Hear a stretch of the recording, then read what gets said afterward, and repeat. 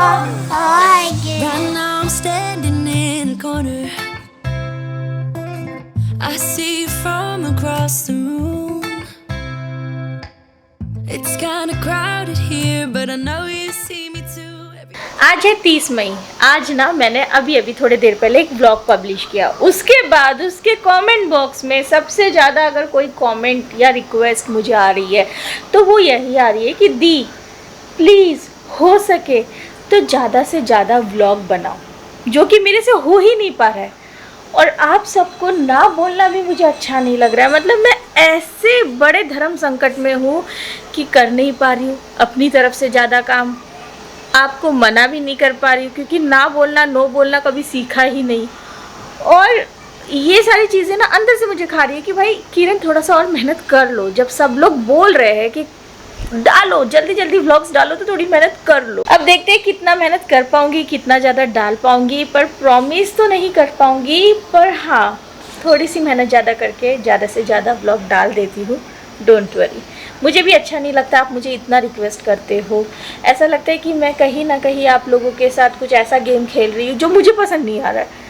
तो मैं अपनी तरफ से कोशिश करूँगी कि मैक्सिमम कंटेंट आप लोग के लिए ला पाऊँ। बाय द वे शाम के बज रहे 5, कुछ अलग ही मौसम हो रखा है। मतलब बादल आए हैं या गए हैं या क्या है समझ में नहीं आ रहा है, पर कुछ अलग ही माहौल है।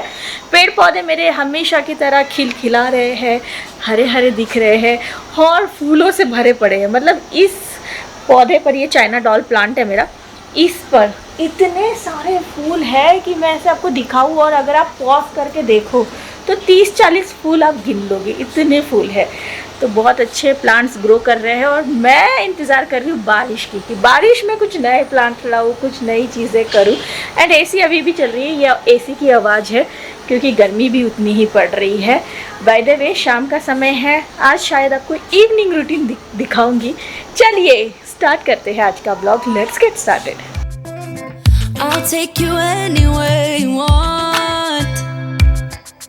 As long as we're together, everything we'll do.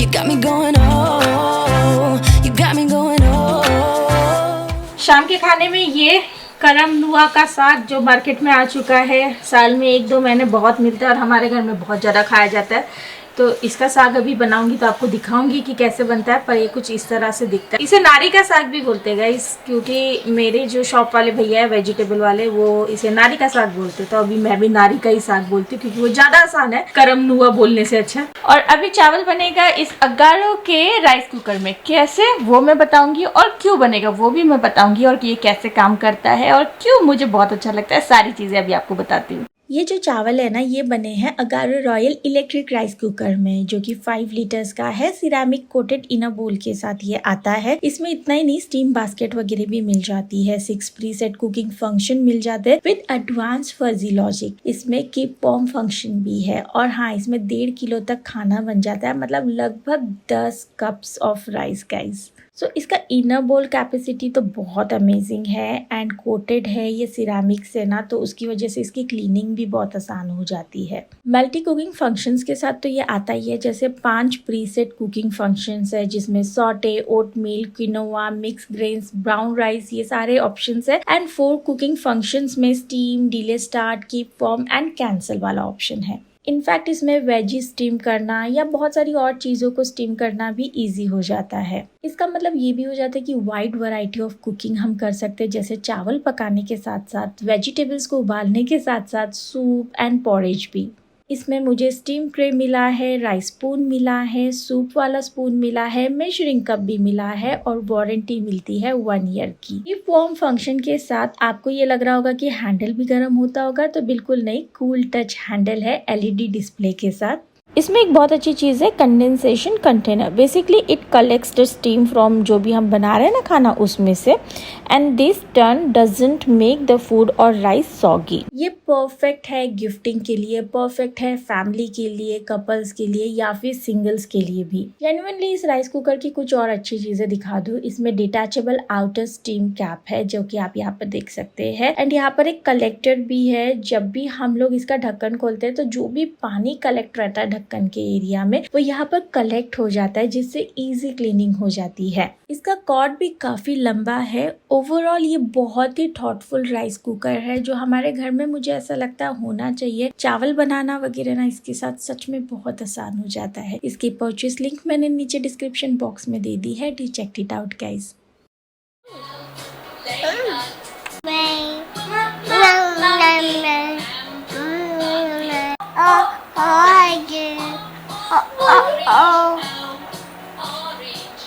तो अभी आपने देखा ओ ऑरेंज इतना आ गया है गाइस। ए फॉर एप्पल और बी फॉर बॉल, इतना कुछ आ गया है इन छोटी मैडम को। बड़ी मैडम को पता नहीं ABCD आती है कि नहीं आती है क्या? क्या बोल रहे हो? ये लड़की क्या कर रही है? क्या कर रही है? ए एप्पल कैसे होता है? एप्पल। हाँ, ये जब ये चलता है राइम्स तो ये अपने आप गाता।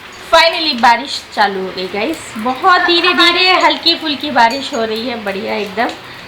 और दोनों यहाँ पर मेरी महारानियाँ आराम फरमा रही है, बारिश की मज़े ले रही है, जूस पीते पीते। So tell Rum's family I'll see you soon. When I've worked myself down to the bone, this glamorous life with all of its highs is only a shell. Oh, can't you tell?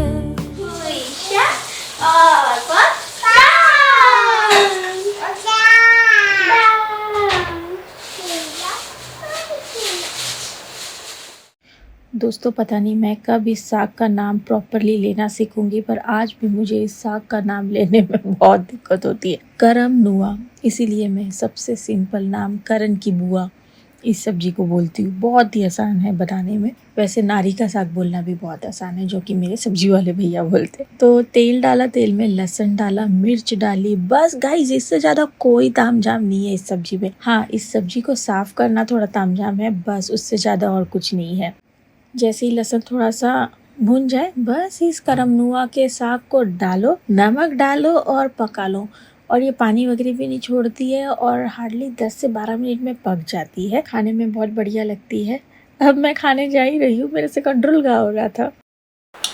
तो ये जो सब्जी है जो मैंने बनाई है, जिसे पत्ते वाली सब्जी या नारी का साग या जो भी है गाइस, करनुआ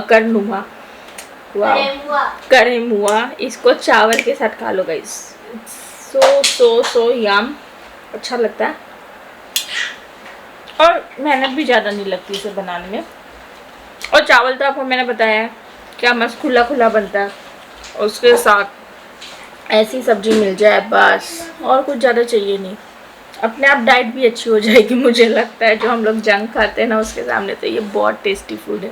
नेक्स्ट डे गाइस, 31 मई है। देखते देखते मई भी खत्म होने को आ गया, पर आज पता नहीं कहाँ से दिन उगा है कि अनीशा सुबह सुबह उठ गई। वरना अनीशा सुबह उठना बिल्कुल पसंद नहीं करती, अब उठ गई है तो उसे थोड़ा सा बिजी किया है। बिजी करना भी काफ़ी ज़्यादा ज़रूरी है। ना बिजी रहे ना तो ये मेरे पीछे ही पड़ी रहती है, और फिर ना मैं ब्रेकफास्ट बना पाती हूँ ना कोई और काम कर पाती हूँ, तो इसे ना थोड़ा बिजी रख देती हूँ। तो जब तक इसका मन नई कुछ चीज़ को एक्सप्लोर करने में लगा है, मैं यहाँ पर आप देख ही रहे हो आज ब्रेकफास्ट में, जी हाँ समझा कि नहीं, इडली बना रही हूँ। और यहाँ पर तड़का लग रहा है नारियल की चटनी के लिए। तो तड़के में वही चना दाल, उड़द दाल, राई, कड़ी पत्ता, मिर्च, ये सारी चीजें अच्छे से डालकर पीसे हुए नारियल में बस ये तड़का लगा दिया है। इसमें और सारी चीजें पड़ी है। अब अनीशा को खाने के लिए भी दे दिया है। वैसे ना आजकल अनीशा ने खाने में बहुत रुला दिया है गाइस। खुद से उसे जो खाना है वो खाएगी, ठीक है, मैं जो खिलाऊंगी वो नहीं खाएगी। मतलब खिचड़ी दाल चावल मैं इसे जब खिलाने बैठती हूँ तो नहीं खाती है, मुंह ही नहीं खोलती है, और बोलती है मैं अपने हाथ से खाऊंगी। तो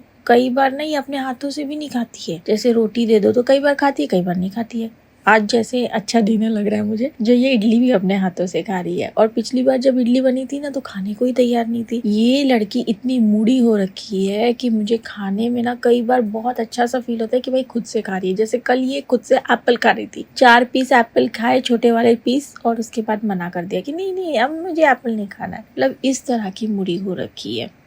इडली के साथ ना मैंने सर्व किया था यस, मौसम्बी का जूस। अनिका की ना तबीयत 28 तारीख को काफ़ी ख़राब हो गई थी, तो अब उसकी रिकवरी हो रही है। हमने तुरंत ही एंटीबायोटिक्स उसकी चालू कर दी थी। तो उसको ना इस समय मैं खूब सारे फ्रूट जूसेस वगैरह दे रही हूँ, क्योंकि गर्मी भी बहुत है, तो बस उसी के लिए ये मौसम्बी जूस निकाल रही थी।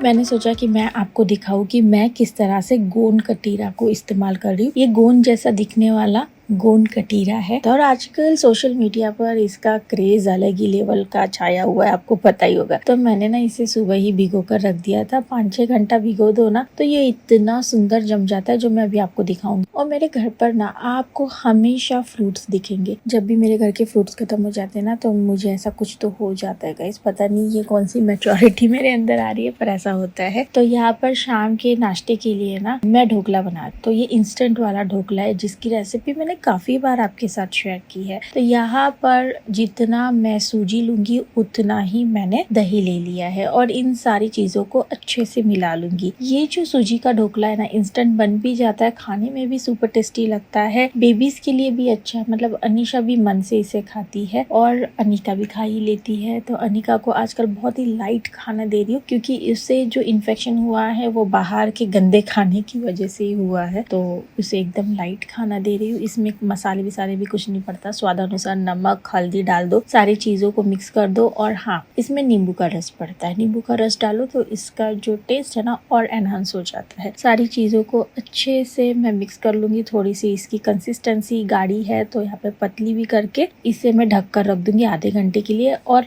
आधे घंटे बाद ये देखिए, ये जो बैटर है बहुत अच्छे से तैयार है। इसे बनाने के लिए, मतलब ढोकला बनाने के लिए अब मुझे इनो की जरूरत पड़ेगी। तो इनो मैंने निकाल लिया है, और इनो की जगह आप सोडा भी ले सकते हो, पर सोडे के साथ ना कई बार मेरा नहीं फूला है, इनो के साथ प्रॉपर फूला है। तो इनो मैं इस्तेमाल करूंगी, और नॉर्मल कोई फ्लेवर वाला इनो नहीं लेना है, नॉर्मल वाला इनो मैं यहाँ पर ले रही हूँ। अच्छे से बैटर को मिक्स कर लिया, और अब इसे ना मैं इस वाले इडली के बर्तन में डालकर ढोकले को बनाने वाली हूँ। बहुत आसानी से बन जाता है। तो मैंने इनो इसमें डालकर अच्छे से फेंट लिया था, और बस इडली के पैन में ढोकले को डाल रही हूँ। ढोकला बनाने का ना ये भी बहुत सही तरीका है, ठीक है। अगर आप ढोकले का बैटर बनाते हो ना, तो इडली वाले पैन में डाल दो यार, मस्त बन जाते हैं, कोई टेंशन नहीं, कुछ नहीं है, और बहुत ईजिली निकल भी जाते हैं, जो मैं अभी आपको दिखाऊंगी। उसी के साथ पपीते को भी काट लिया है, और पपीता भी बहुत बढ़िया आया है मार्केट में इसमें। और जब तक ये पपाया मैं काट रही थी ना, तो ये इडली नहीं गाइस, ढोकला रेडी हो गया था। उसी के साथ रात के लिए यहाँ पर मैंने दही वाली लस्सी विथ मैंगो बनाई थी, और ये देखिए ऊपर से तड़का लगा दिया। तड़का अपने ऑप्शन से लगा सकते हैं, जैसे मैंने तिल राई हरी मिर्च सबका तड़का लगा दिया था। अच्छा, ये गोंद कतीरा जो मैंने भिगोया था, ये देखिए कुछ इस तरह से दिख रहा है, बहुत प्यारा दिखता है ना, मुझे तो बहुत अच्छा लगता है। और इसका कोई स्वाद नहीं होता है, ठीक है, इसे जिसमें डालो उसका ये स्वाद ले लेता है। ये थिकनेस का काम करता है, और इसकी तासीर ना ठंडी होती है, तो ये ना गर्मियों के दिनों में लेना बहुत अच्छा है। जैसे कि मैंने यहाँ पर ना ये मस्क मेलन शेक बनाया है, तो मस्क मेलन शेक बनाने के लिए कुछ खास करना नहीं पड़ता, दूध में मस्क मेलन को अच्छे से पीस दो, शेक बन जाता है। अब ये थोड़ा सा पतली कंसिस्टेंसी का बनता है, जैसे बनाना शेक बनाओ तो थिक कंसिस्टेंसी का बनता है, राइट, तो ये पतली कंसिस्टेंसी का बनता है। अब इसमें ना ये देखिए मैं गोंद कतीरा डाल रही हूँ, और ये पीते समय पता भी नहीं चलता, इसका स्वाद भी बहुत बढ़िया आता है। ऊपर से मैंने ये सब्जा डाला है, चिया सीड नहीं डाला, ठीक है, दोनों अलग होते गए, कई बार लोग कंफ्यूज हो जाते हैं। ये मैंने बेसिल सीड्स डाले हैं, ठीक है, इंग्लिश में बेसिल सीड्स। तो कुछ इस तरह का आजकल खाना पीना चल रहा है, हेल्दी बोल दीजिए, या जो भी गर्मी से राहत के लिए ये सारा खाना चल रहा है। बस ये व्लॉग यहीं पर खत्म होता है, इससे ज्यादा कंटिन्यू नहीं करूंगी। मैं मिलती हूँ आपको अगले व्लॉग के साथ। Till then bye bye guys, take care.